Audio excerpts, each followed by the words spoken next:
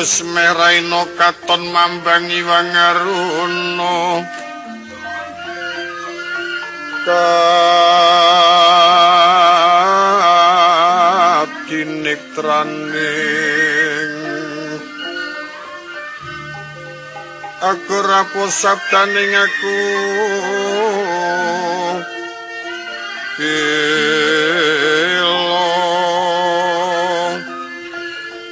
renkani goro saketer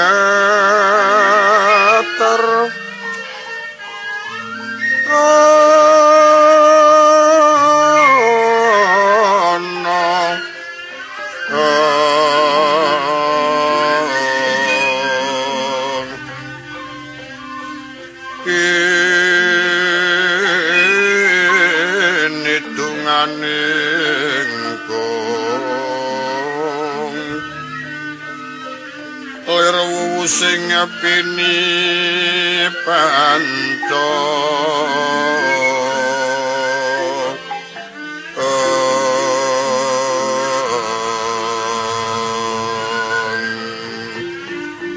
pepetoking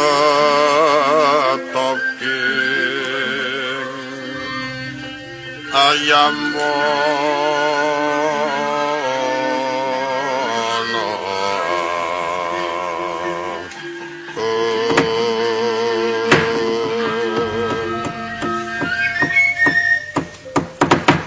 Kunggir Dipati Karno kula nuwun wonten paridhawuh Kanjeng Rama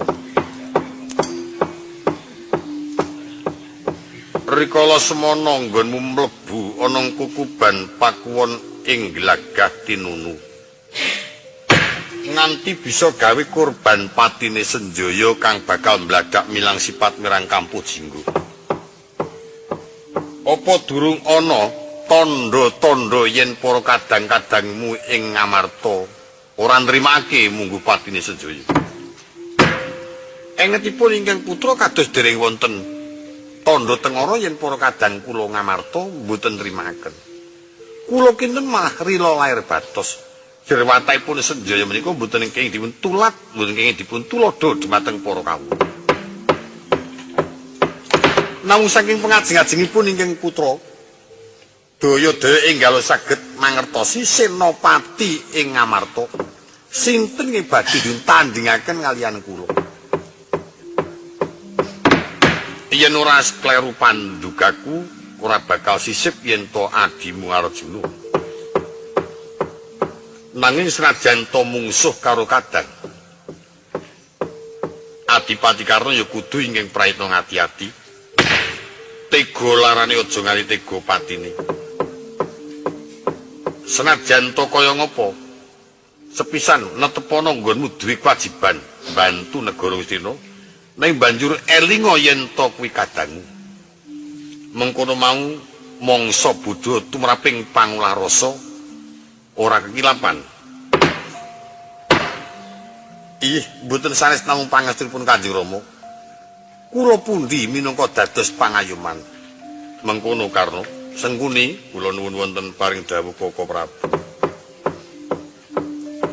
Para yuga-yugaku Kurawa kang minangka dadi pangombyonging senopati ora ana kang nguciwani, sampun semadya tata-tata. Mboten wonten ingkang nguciwani upami wonten para damel sak wanci-wanci, syukur bejo sewu. Eswatama nuwun wonten paring dawuh. Titiang ngawungga dicawisake mengko entuk ana para gawe sak wanci-wanci aja nganti ngrepoti marang lakune senopati becik enggal ditata sadurunge nuwun ngestakaken dawuh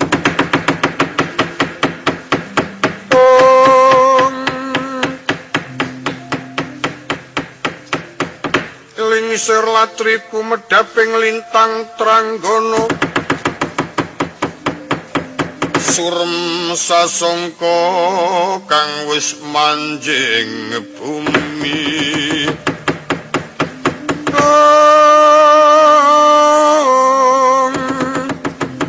remu-remu sunaring kartika kasurutan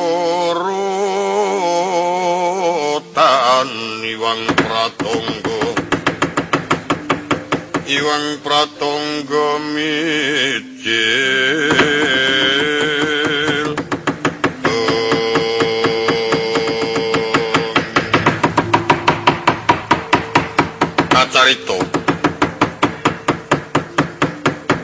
ngantos purna nggih samya Imbawacana pelajari Raden Durjaya ngaturaken yen to Senopati Ngamarta manjing Kurusetra.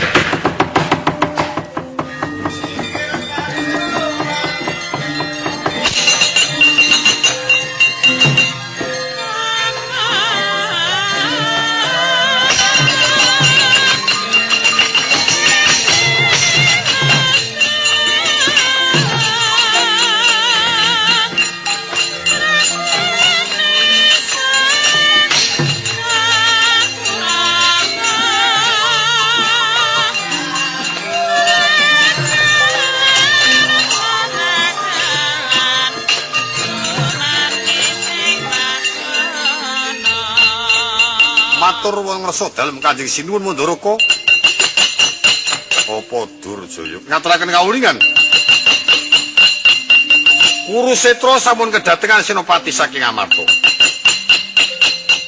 Mitra saking loing kathah ingkang manjing dados senopati Raden Janaka. Nitih turangga Kyai Cipta Wiloho. Karna wonten dawuh adimu Janaka wis ngetoni ana papranti lha senopati.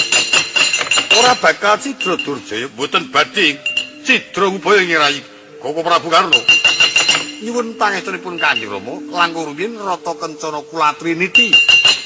Kula badhe nitih turangga Cipta Pranagati badhe kula papakaken kadang Dimas Janaka sing ati-ati Karna.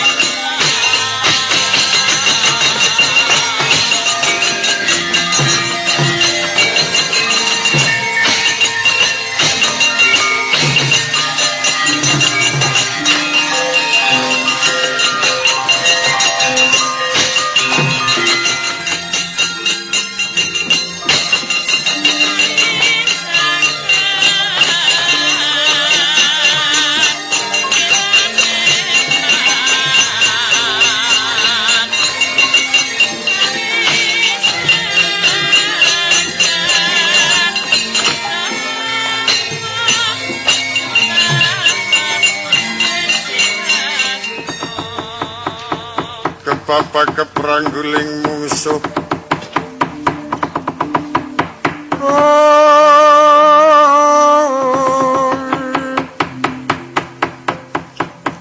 mula trisang suranggong karo mangsa ing nanggono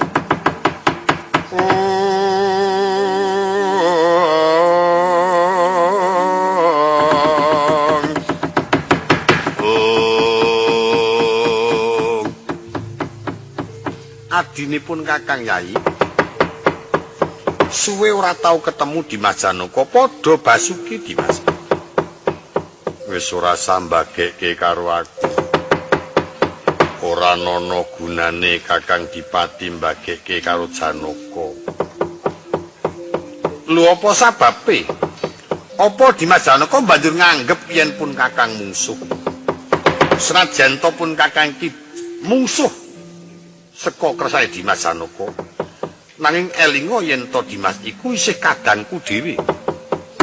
Yen bab ngenani nggonmu jumeneng Senopati aku ora apa-apa. Aku ora dadi Senopati ora apa-apa. Ngerti yo Kakang Dipati Karna kowe nyerik-nyerikke karo aku. Sejatine pancen aku ora saguh lan aku ora bakal manut didadekke Senopati Kajunjung minangka dadi cucuke ngajurit. Ewadine kegawa saka kahanan bisa mrkitekake kupingku. Soal apa? Dadak takon. Sri Kandi. Kuwirangan mergo saka Kakang Dipati Karna. Lho kok emang kono kuwi kabeh mingkane ngunduh ing pakarti. Pertimbanganmu diajeng ngurus Sri Kandi ya dasare gawe wirang karo aku wis jajal. Upama Dimas Janaka dhewe brengos kok mung dicukur sesisih wis. Apa ora keloro-loro atine? Brengos kira mengkene. Wis jajali bareng Sri Kandi.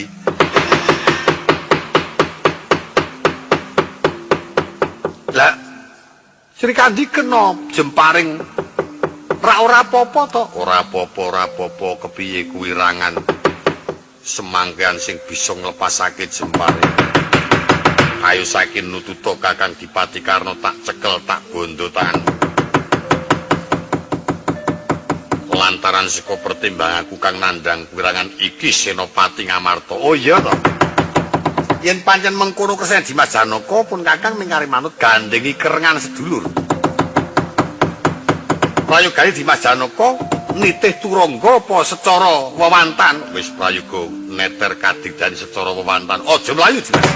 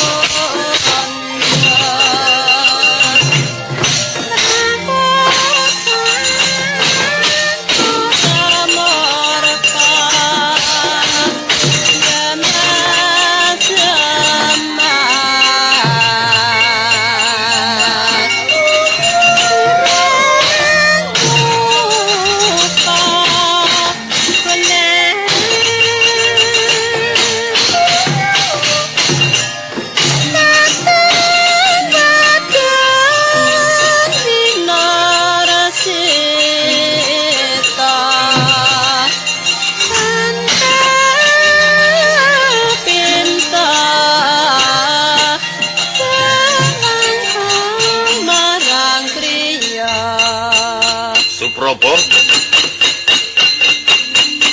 Cagar mayang probo sini kanoro sapinunggalane kula pukulun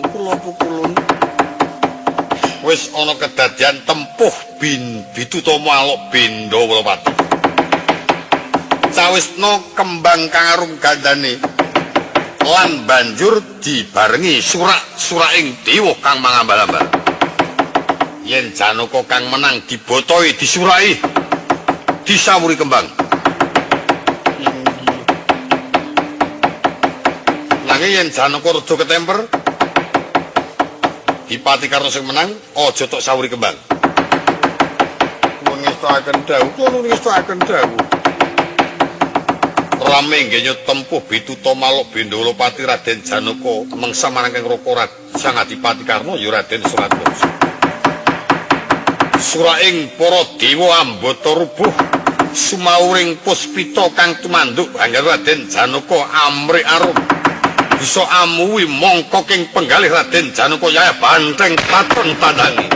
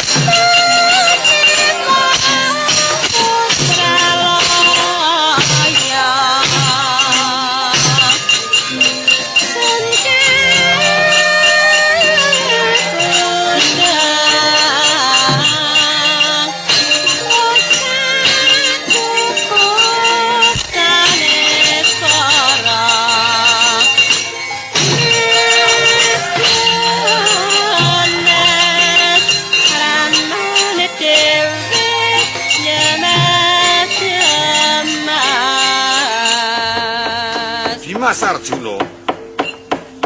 Apa Kakang Dipati Karna? Mongko king atimu merga dibotoi para dewa. Ya ora perlu dadak ngitungake bab bota iku karepe sing padha mbotoi aku ora bakal ngaturi. Saiki prayoga bebarengan. Ngetokake kamunceran, ayo nyekel pusaka. Nitih turangga. Pun Kakang nyekel pusaka Kyai Kaladite, Dimas Janaka sakarmu. Aku ya nyekel pusaka Kyai Kalanada. Sampuk sinambi nitih turangga cipta wiluh. Ngendi sing kejaret pusaka meni bablas nyawane.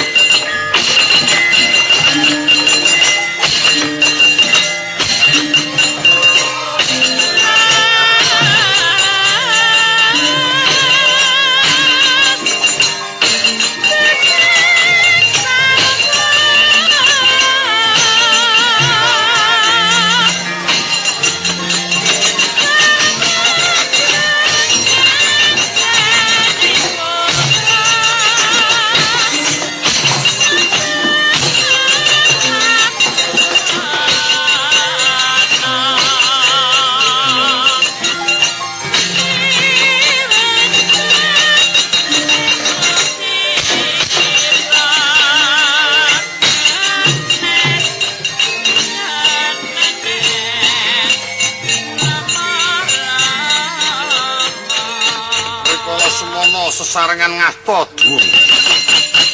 Raden Janaka ngasta Kyai Kalanada. Sang Adipati Karna ngasta pusaka Kyai Kaladite.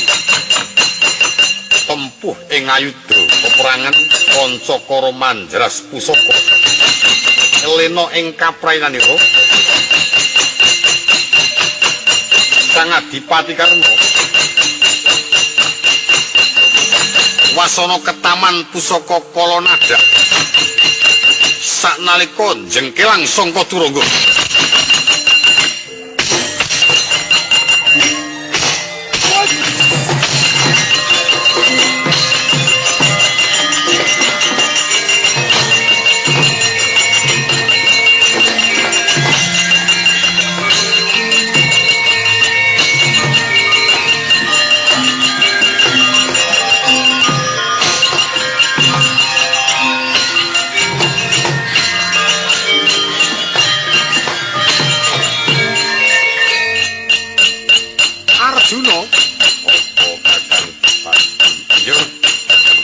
Kakang rumangsa kewirangan nganti niba seka titian tampana pusaka Dewa Danu tak pamingi Raden Janaka taman pusaka Dewa Danu bisa kontal sumpinge kewirangan mundur sepapan.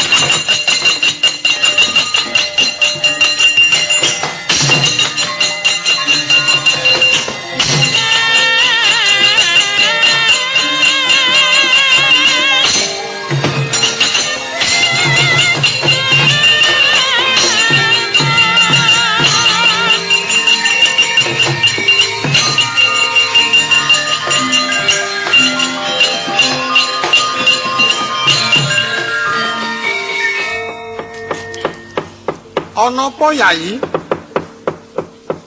Kula badhe kawon Kaka Prabu. Tandane sumping kula kontal Kakang Adipati Karna pameran Demesa Jemparing titis. Wah, bocah ki nek kesumo ki. Aming sumpinge sing kontale kok gresula sambat yen kalah. Karang ya kesumo. Lah iya. Nek pancen Kerna Sembrana kok winganane ngontalke sarungku ya nyemelangi iki. Mongko Ndara Srikandi ya genah kuwirangan kontal agemane. Nara tata-tata adimu takon kathukan dawa wae. Nganggo kaos men aja kena panah ayo. Dimas, apa ya kebangetan yen kalah titis nggon menyekal Jemparing. Genti diwales amrih bisa kuwirangan. Lah kula mboten wonten genta sumping. diparingi genti sumping saka kayangan. Digemateni karo dewa mono. Ilang genti aku kan wis ilang ya lap. Akeh duwe deloe dimelik wong. Wis ilang lah wis tanpa ketondo sekarang ya. Bejane awak. Ayo. Maju tak boto ya. Kocap Raden Janaka Estri Mana Arsa males nguditu lara wirang marang inging Raka Sang Adipati Karna. Ngasta jemparing Kanjeng Kyai Rodo Dali. Kalepasaken saknalika tumama marang agemanira topong Sang Adipati Karna kontal sanga mestaka.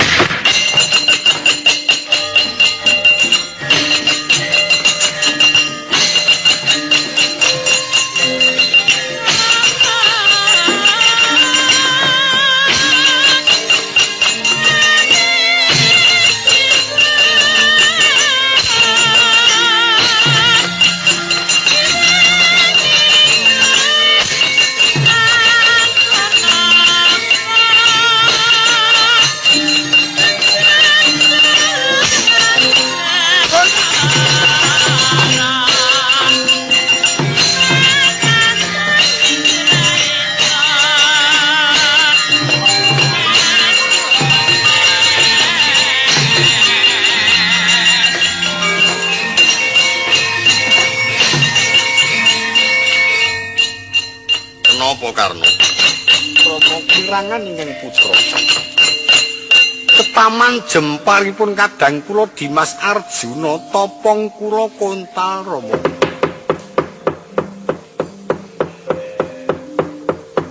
Wah, pancen Janaka titih tenaget nggone jempare. Yen mungsuh adimu ngembat jempare sing ati-ati. Awit para Wadyabala Senopati sak Ngamarta ora ana sing padha karo Janaka. Tri. Das pundi nggir? Mak ngagem mudeng mawon napa? Ana wong perang kok iket-iketan.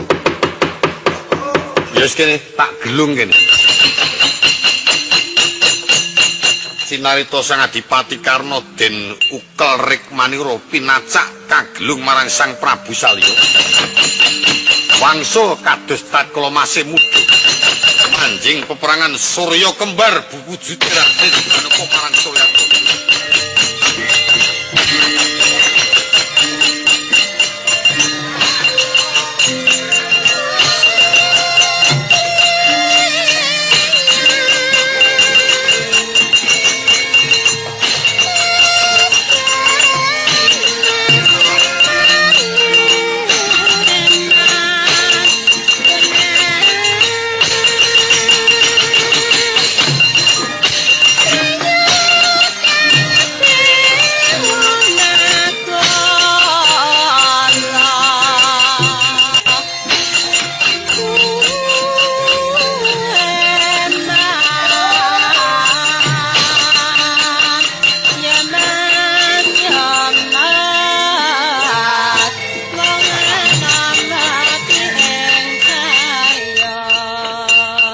Kimono dewa bareng ana. Lah kersanipun mbotoi Janaka padha pancakara karo Dipati Karna. Aku njur tenger-tenger meneng mawon. Dewa-dewa padha bingung. Padha bingung. Dudono dalane terus ndak bingung. Ora bingung dalan kok iki. Bingungipun arep mbotoi Janaka jebul Janaka karo Suryatmaja baguse padha. Nganti semeneh ana kedadian Suryatmaja sing menang dianggep Janaka disawuri kembang. Ah niku nonton wong klera-kleru ngoten. Mula iki widodari tak penging dhisik. Aja guru nyawurke kembang, awit durung bisa tumata, durung bisa mangerteni marang Janaka. Ingkang sak temene sing endi? Iki sendika, kula niki sendika. Sawurke aku mah tumata, Mas. Tur genane Bagong mung siji. Senajan loro sing siji dhuwur. Tak tendang sisan. Janaka wae supaya nganggo tandha tengara janur kuning karepe mantep limbata para dewa.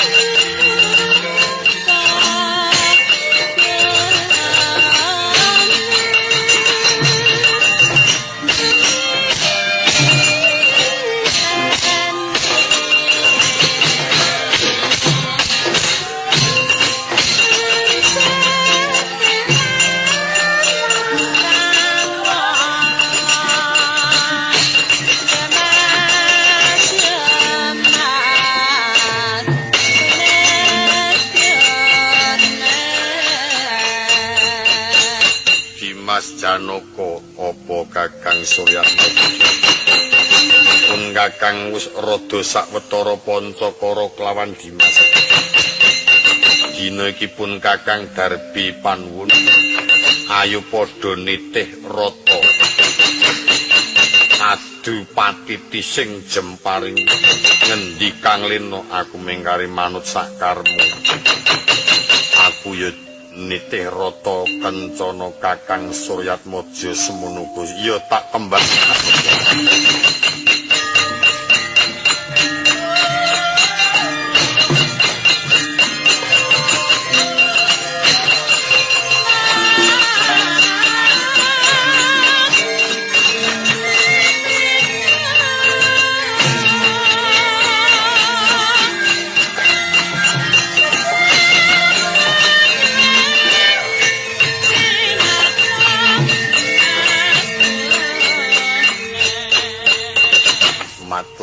ngersanipun Rama Prabu kepiye nggih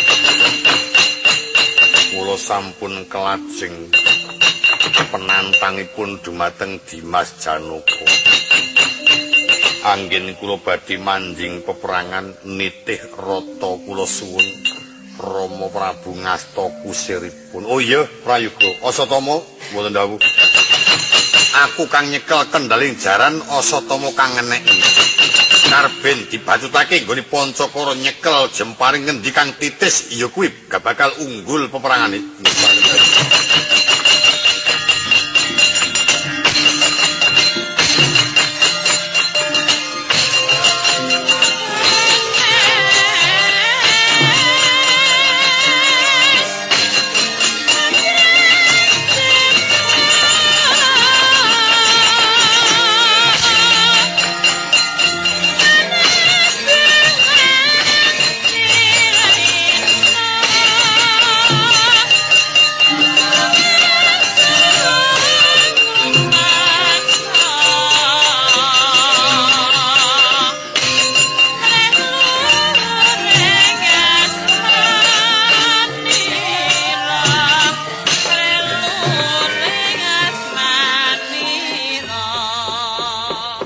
Mas Arjuna wonten paring dawuh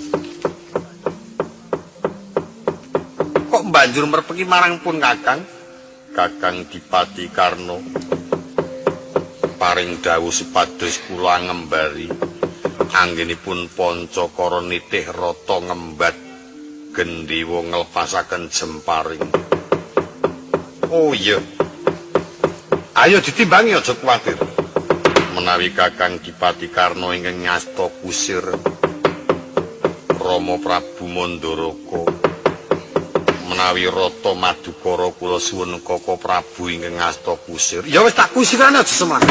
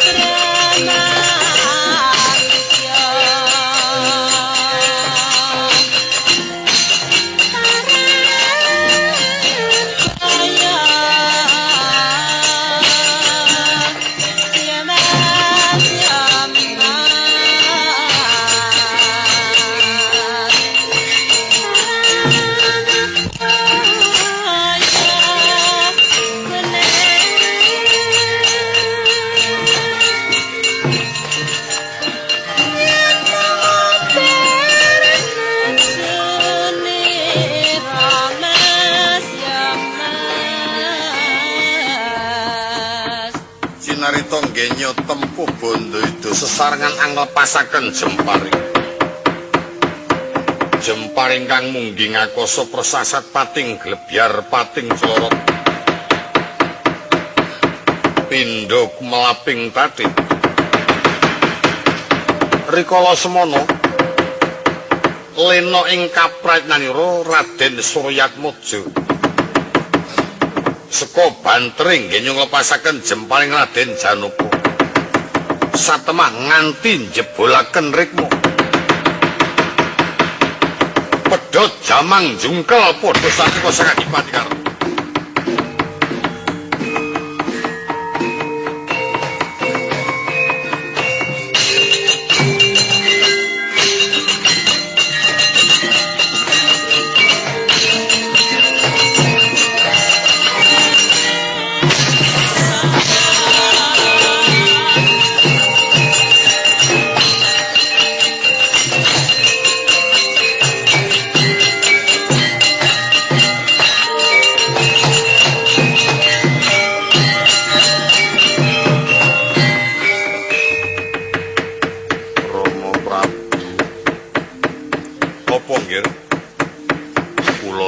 Kuwirangan jamang kula pedhot rikma kula jebul wis aja kuwatir tak ganti topong sing apik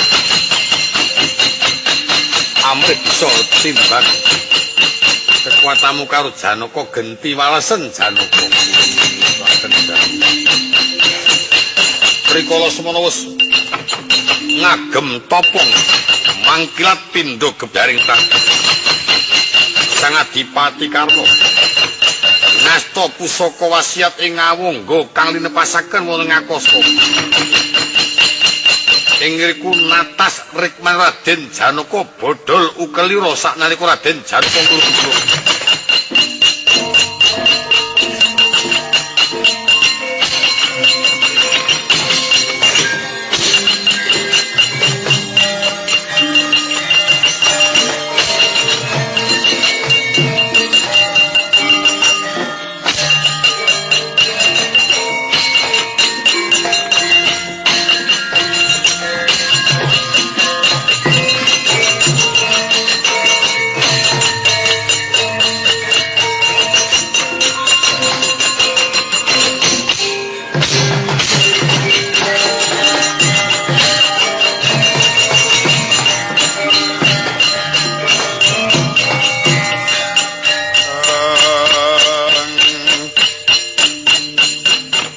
Sinayang manggelung mangruk mining cakranira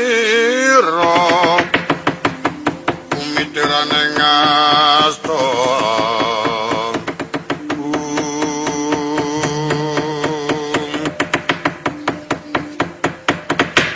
Koko Prabu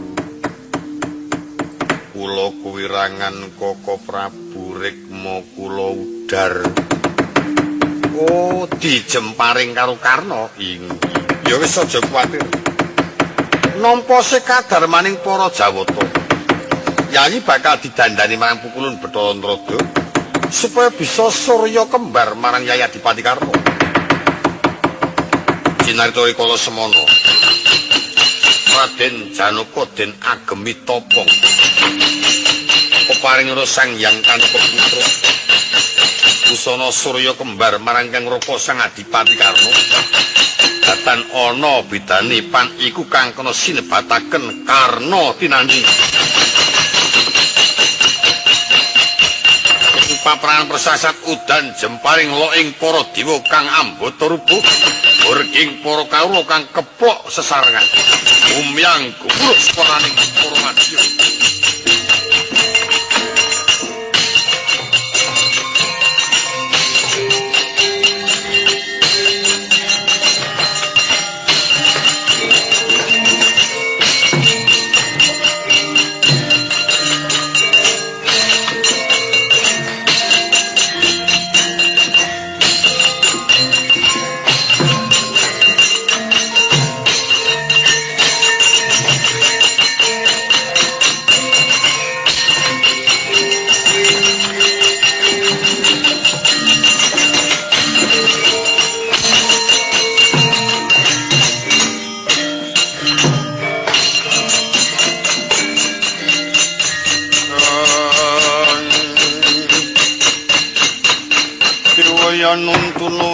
mangga sangesayan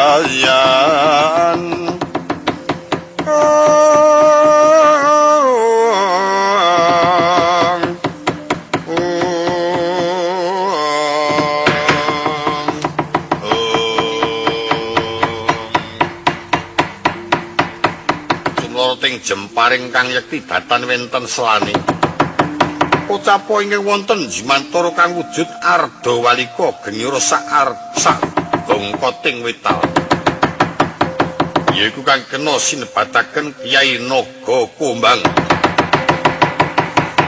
entrimana arsa malas ngudi tuwulara wirang awit rikala semana ingkang Rama Prabu Sarpa Jati ingkang nyirnaken Raden Janaka pangutas Mahendriya Beladala lega rasaning pamikirku wis bisa ketemu marang Raden Janaka ing wujude bagus nitih rata kencana ingkang dadi kusire Nalendra ireng semana iki piwalesku marang Janaka tatkala nyirnake Sudarmaku aku kang wajib malah ngudi tuwulara wirang tak saut saka kadan pedhot gulumu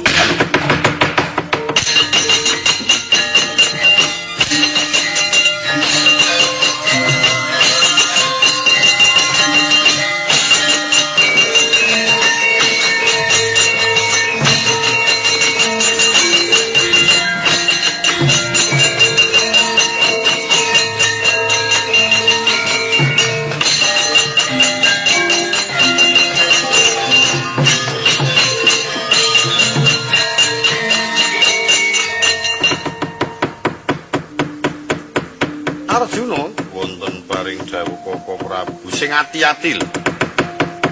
Yaya Dipati Karna saya suwe katon saya kejem.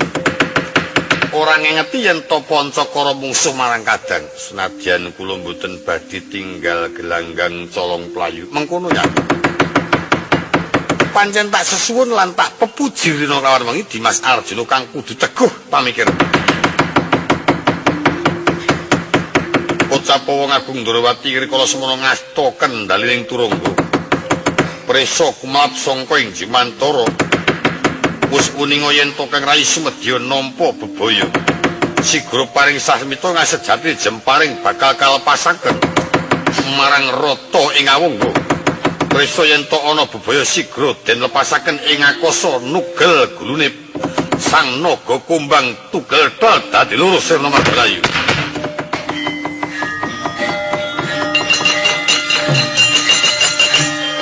Hati-hati lho, Di.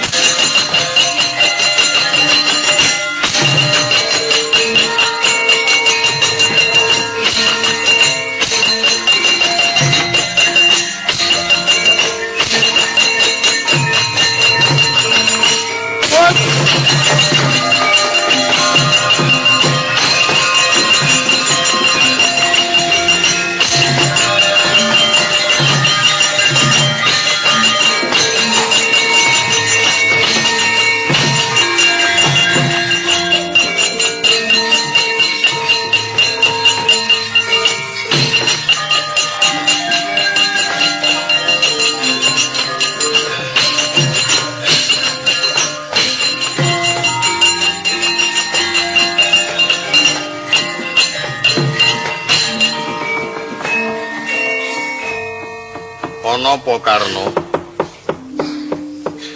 Rama mboten wonten solabawa menapa-menapa lan mboten wonten tandha tengara menapa-menapa.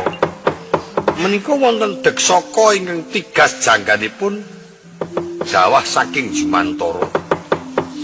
Wis ora samikirke bangke ula wis ben. Sing dipenke nggonmu adu katiasan marang adimu Janaka. Yi gandeng kula sampun rumaos kesel. Kula sampun rumaos payah. Sawetawis gendera peperangan badhe kula lorot rumiyin. Kula sumedya utusan ing ngabdi Patih Suradi Manggala. Wangsul wonten ngawangga nyuwun kentunan sadaan kinang kaliyan ingkang putra pun diajeng surti kanthi. Wah, wong perang kaya kangen karo bojone. Ya sakarmu Patih Suradi Manggala wonten adawuh tak timbali maju kados niku.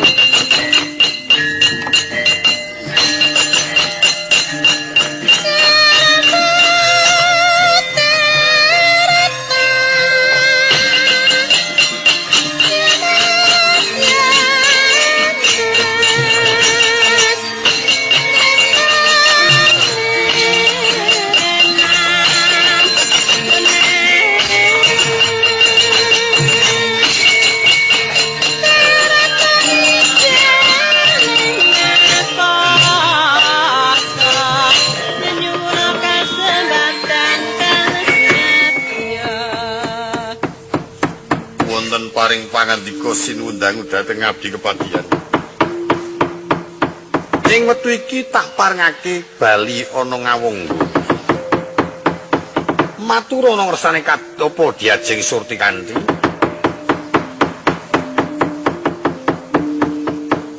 Aku nyuwun supaya dikirimi sadaan kita. Kepripun? Kepripun dawuhipun? Njaluk tulung bali ana ngawonggo aku suwono kiriman sadaan kinang. Oh iya. Nyuwun pangestu sing ati-ati aja nganti kesuwen kados dipun.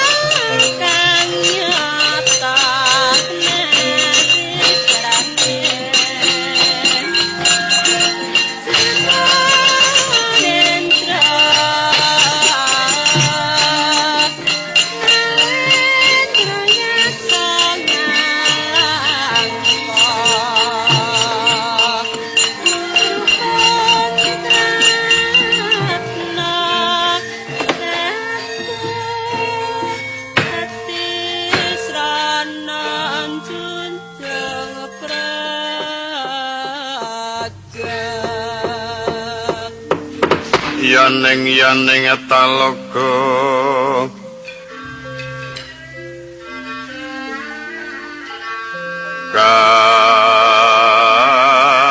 kati langit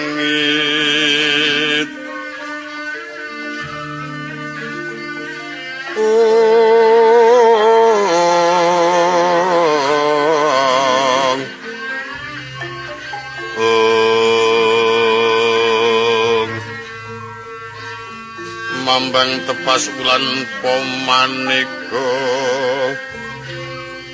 lintang daya kusumayana sumawa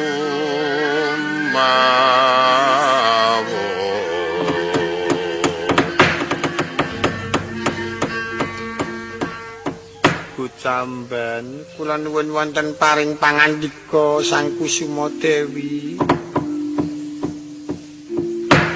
tak sesuwun marang Jawata nganti aku ngurangi nggonku dar ngurangi nggonku sare.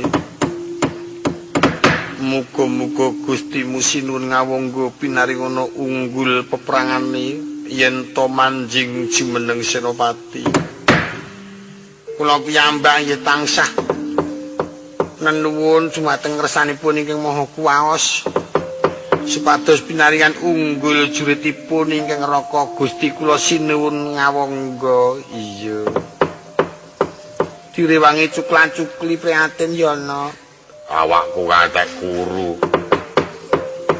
Lek ku prihatinake mbok ya menang. Iya. Ya saora-orane, Bu. Kok kaya wong main kertu njur mak, Bu.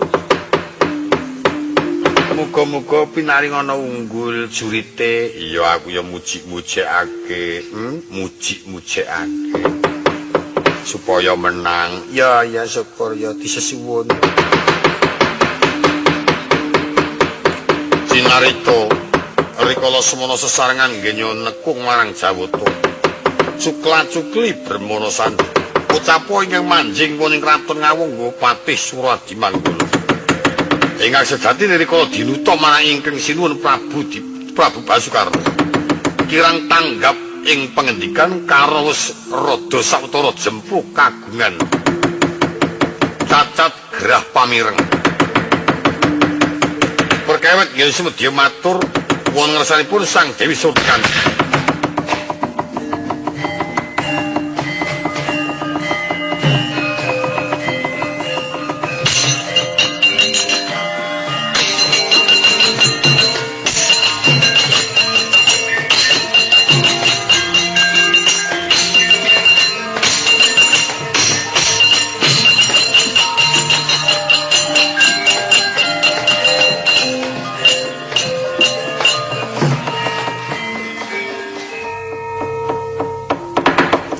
Sowan Raden Ayu.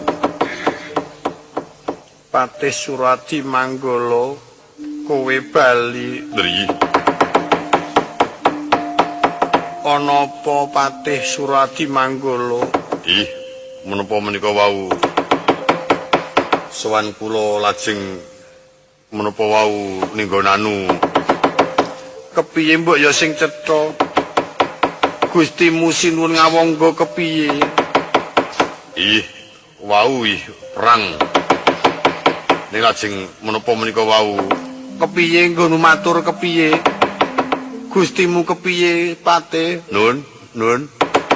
Gustimu sinuwun ngawangga kepiye? Iya, menapa wau lajeng seda apa kepiye? Seda apa kepiye? Inggih.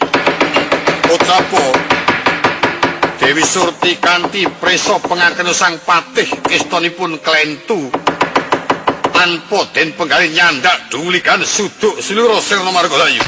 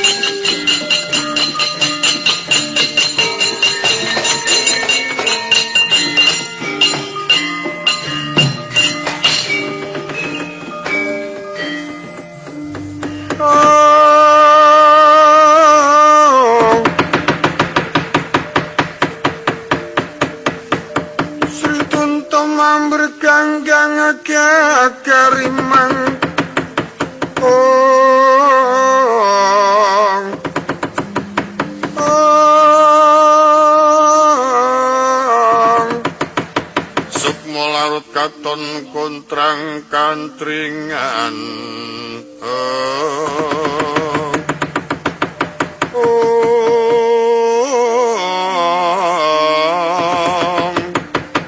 dinumpa mringkang murba jagat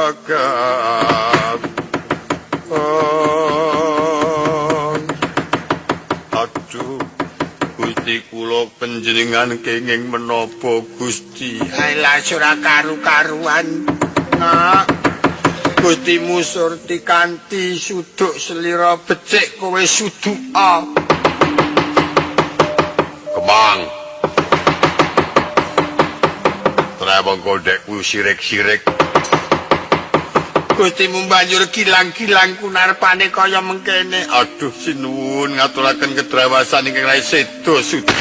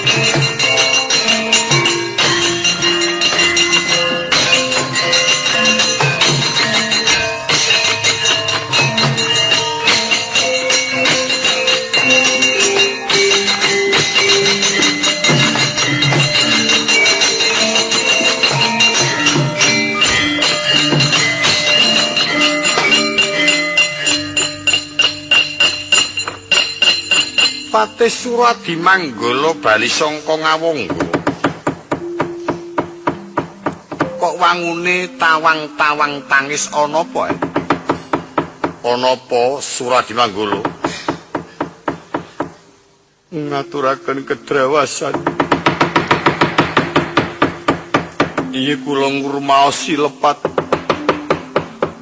Rikala kula kadhawuhan kirang tanggap pamireng kula teka ingkang abdi terus wangsul sawan wonten ing ngawangga. Kula dipun dangu dhumateng ingkang rayi Surtikanti. Mboten saged matur dasar ngendikanipun mboten patos mireng.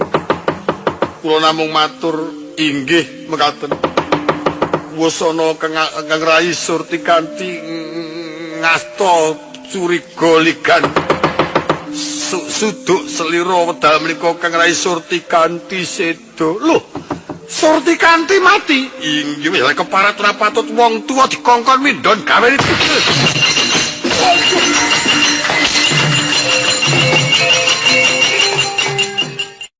Surtikanti mati. Inggih wis keparat ora patut wong tuwa dikongkon mindhon gawe itu.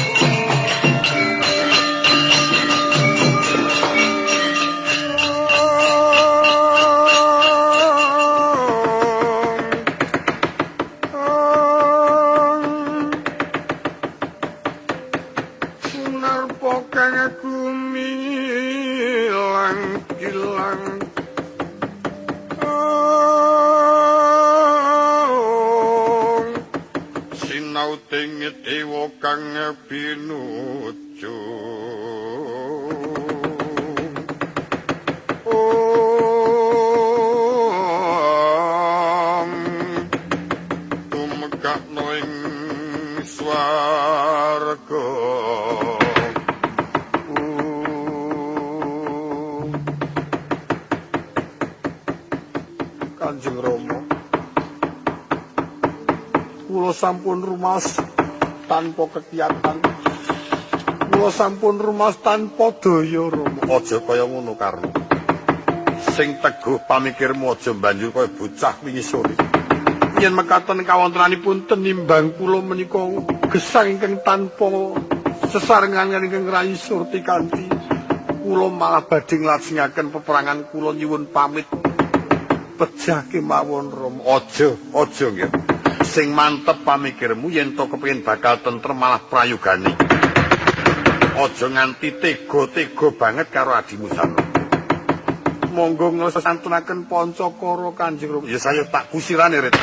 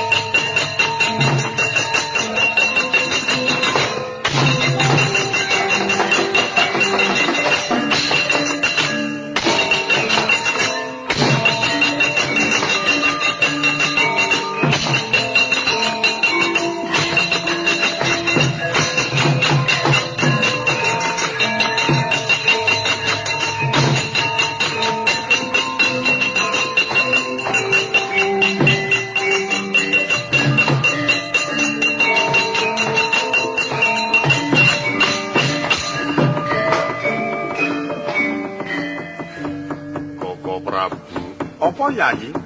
Kakang Dipati Karna sampun angudani Jempari. Ya sakarben ditimbangi wae sakarbe. Sinarita rikala semana Sang Adipati Karna persasat ngrutuk sedamel marang Raden Janu. Limpat ing pambudi winasis pangendani. Prandine bisa lena ing kaprainan. Kataman Jemparing agemane topong kunta Raden Janaka ngamruk.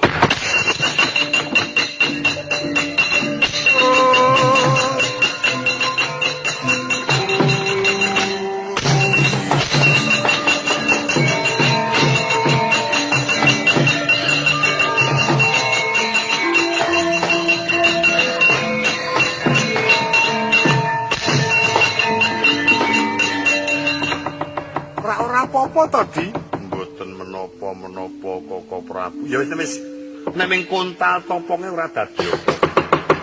Nyekel jemparing diwales. Kula nuwun ngestakaken jauh. Cinarita rikala semana Raden Janaka ngasta jemparing. Nyipat ing Raka Sang Adipati Karna.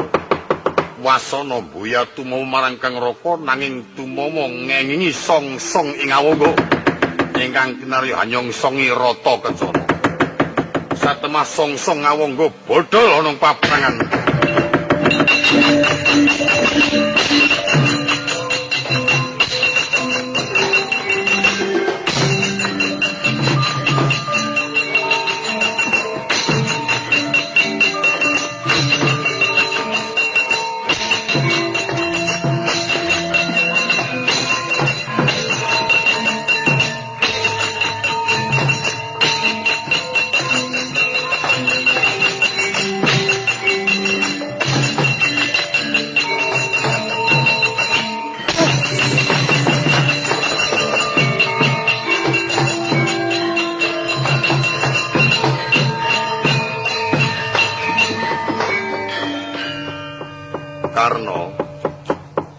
Karna, kula Rama wis mundur wae nggih.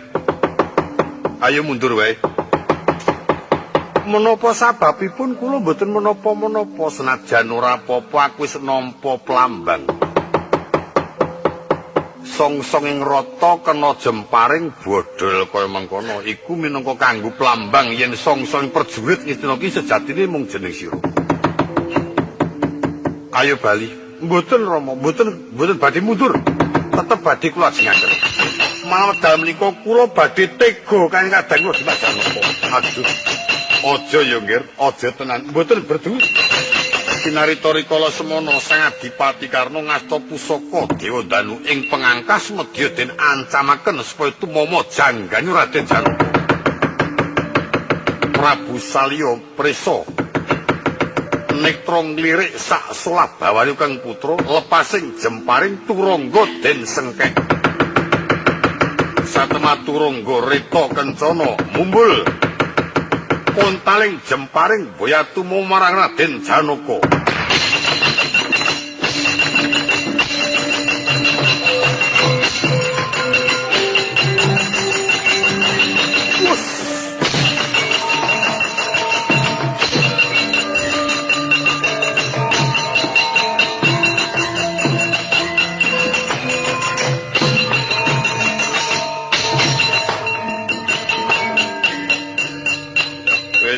Saguh ngeneki aku.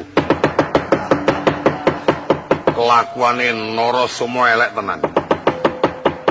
Ayo endah-endah Narasoma panjen tata lair dadi pengayom Ngastina jebul batine mbotoi wong Pandhawa. Iya. Yen reta iku ora disengkek jarane ora nganti mumbul jemparing kena guli Janaka muni mati. Soma Panten ora urus. Wis moh aku ngeneki nek kok ngene wis ora ana untunge. Malah cilaka becik aku lunga saka ing papan.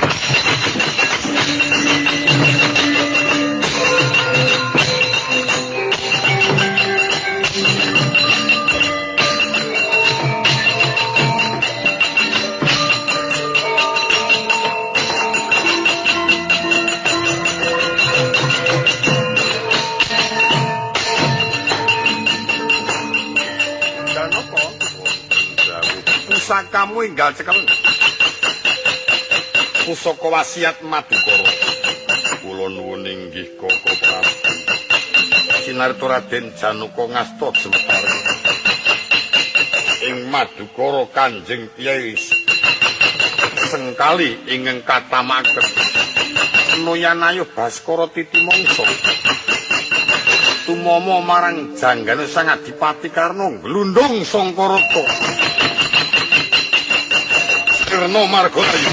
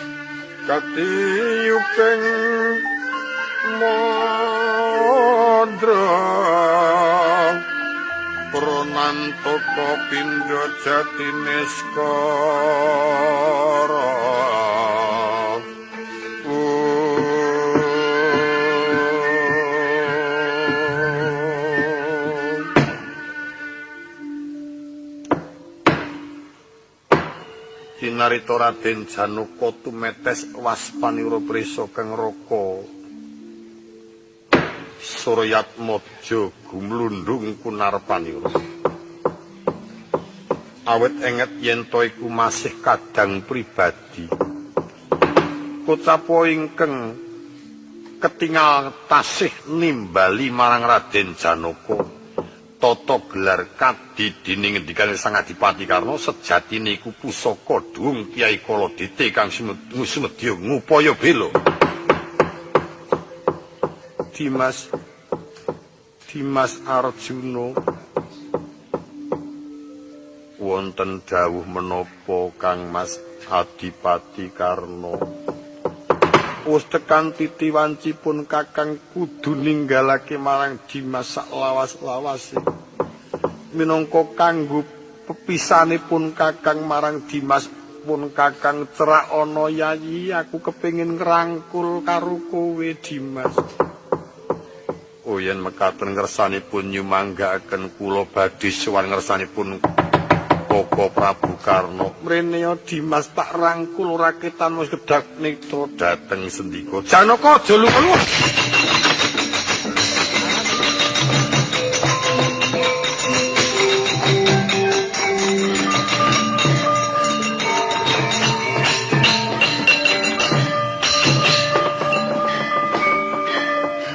Arti ndak ngendi Kang Mas Adipati Karna badhe ngrangkul kula minangka katresnanipun Kang Mas pepanggihan ingkang pungkasan dinten menika. Wis aja tok getuni. Senajan to iku kadangmu kang wis tumeka ing pati nanging sumurupa ingkang ngendika iku dudu Yai Adipati Karna nanging duwunge Yai Adipati Karna Kanjeng Kyai Kaladite. Yen arep nyaketi Yai Adipati Karna coba saiki pusakamu kala nadah selena ngandhinge. Jinarita ngestu padha ngendikanipun Rakanata Ndrawati Kyai kala nadah ingkang wonten ngarsan Sang Adipati Karna. Wasana dhuwung Kyai Kaladite lorot sangka ing sarungan. Musna sangka ing papan mercapada munggah kayangan sesarengan kaliyan dhuwung Kyai kala nadah.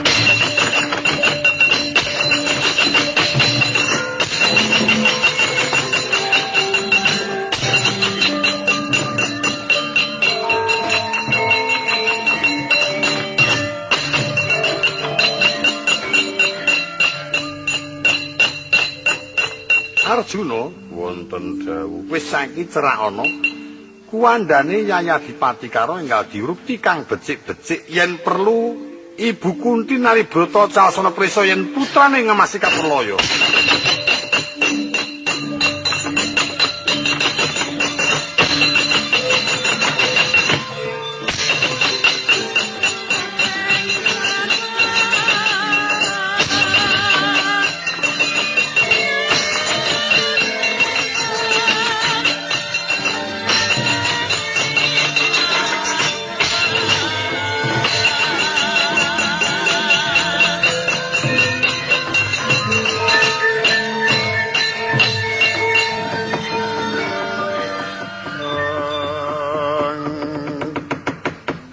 mundur saking ayuda